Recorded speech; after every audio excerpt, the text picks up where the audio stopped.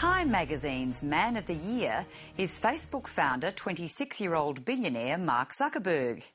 In 6 years, he's taken Facebook from Harvard to the world, with over 500 million users and an estimated value of $52 billion. But Facebook has raised the ire of privacy advocates and United States senators over its perceived lack of concern for users' privacy.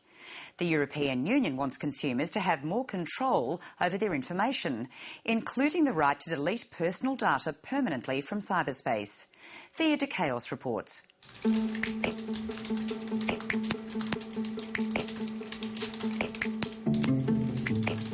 Facebook has been described as the third biggest country in the world with 500 million inhabitants.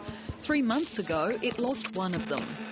I just realised I was just taking way too much of my time, and I can communicate in other ways. After 3 years, Diane McLeod said goodbye to her 440 friends and tried to delete her account. Facebook tells users that their information is immediately made inaccessible to others. You effectively disappear. That didn't happen to Diane McLeod. Right. Still there. Friends of mine did tell me that my account was activated, and then I talked to a friend on the weekend, and he said that that's happened to a couple of his friends, that their account had been reactivated without them knowing after deleting Facebook for a while. But what she didn't know was it was kept active by an application on her iPhone, which automatically logged her into nominated social networks. Diane McLeod didn't realise her Facebook account had been deactivated, not deleted.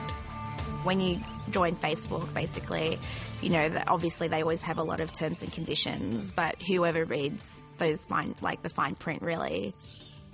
After an absence of 3 months, it was all there, just as she'd left it. It's a big waste of storage, I guess, for them. Does it worry you that they still have your information? Yeah, a little bit, but again, what worries you? Oh, like that they can probably give it to marketers or just people that I don't really want to have anything to do with. Facebook will say that if you actually delete a Facebook account, within 14 days they will start to physically remove that data, and by 90 days there won't be records kept of your existence on their site. If you deactivate your account versus delete it, then they will retain that data. They give consent to companies like Facebook or others, and then at a certain point, if they decide that they no longer want to participate, it's rather complicated to completely wipe off their profiles, and they find that information about them is still on the internet. Europe is planning tougher data protection laws for the web. Known as the right to be forgotten, they're proposing greater rights for individuals to remove their information permanently. Matthew Newman is spokesperson for the Vice President of the European Commission. What we're talking about is your actual account, your actual profile on one of these sites that you should have control over. So before your photographs, your personal information gets spread around the internet, you should be able to have a very transparent way of controlling your data, and if you decide to delete it, you can delete it. I think there is an important debate to be had publicly about the obligations of social network sites that store information, and about their responsibilities to either to release it or to provide it back to the individual, or indeed to destroy it at some point. Facebook and Google's success depends on its capacity to attract millions of users and, more importantly, to retain them. More user information means greater opportunities to make money. Alistair McGibbon is a former head of the high-tech crime unit at the Australian Federal Police. He's now a web security consultant. It is amazing how many companies offering a free service are making billions of dollars. And that's because they are able to use the information for a whole range of purposes, primarily advertising. And the more they know about you as an individual, the more effectively they can target you. Screw this, you know what? Edit profile, update profile, there, delete profile. So when Dutch programmers set up a social network removal service designed to remove friend connections from social networks like Facebook, MySpace and Twitter, Facebook responded by threatening legal action in California, saying the group violated Facebook's statement of rights and responsibilities. If information can get you money, then you will protect that information as best you can. So you see some pretty large competitors online. They're not small companies. The ones that hold most of the data are very, very big companies. Whether that's the best thing for the internet, that they will hold data back, I don't know. Sometimes people should consider if they're putting the data on there in the first place. The result is web freedom is being threatened, says the founder of the World Wide Web, Tim Berners-Lee.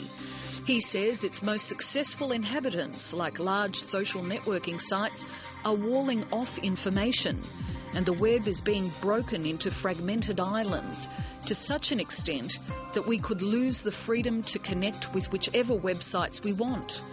Alistair McGibbon says there needs to be a debate about regulating the big players.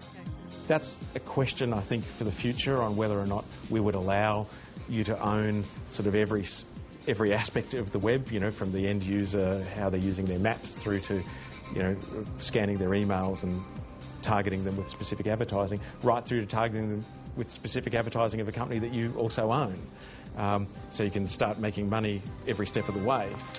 But the web's international reach poses a major regulatory headache for governments and internet companies.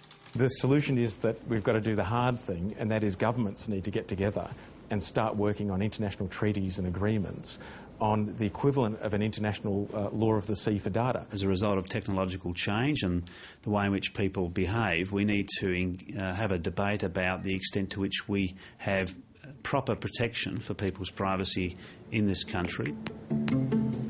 The federal government is flagging greater privacy obligations on web companies to protect individuals.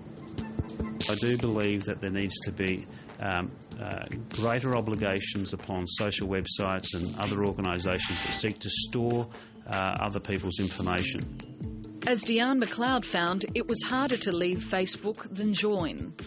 So it's not just as simple as, I guess, deleting it. They just try and make you feel bad about deleting. Because like many companies on the web which have made billions, they see the value even in the most insignificant information, even if you don't. That's it. Thank goodness.